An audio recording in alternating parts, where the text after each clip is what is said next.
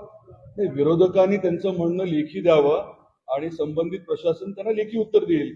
किंवा हवेत काही म्हणजे गोळा मारण्यात काही पॉईंट नाही.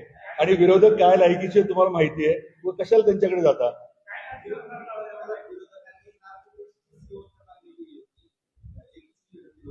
बरं, नार्को टेस्टची त्यांना बरीच माहिती दिसते. त्यांच्याशी एकदा 1 to 1 करू आपण, तुम्ही या. त्यातले जे काही ते झारीतले शुक्राचार्य वगैरे आहेत, त्यांचा पर्दाफाश योग्य लोक योग्य वेळी करतील. त्याबद्दल आता नाही बोलायचं. नाही नाही, त्याच्यात पडायचं नाही. लायकी तपासायची कसं असते, नुसत्या पैशावर लायकी नसते.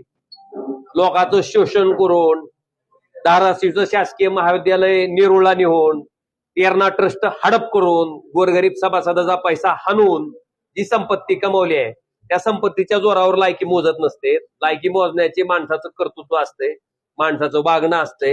आणि त्याच्या बाबतीत मला आपल्याला एवढंच सांगायचंय की ज्या शरद पवारांनी ह्यांना कायम 40 वर्ष महाराष्ट्राच्या मंत्रिमंडळात मंत्री ठेवलं, त्या शरद पवार साहेबांची सत्ता गेल्याच्या नंतर एका रात्रीत हे कमळाबाईकडे पळालेलं माणूस आहे.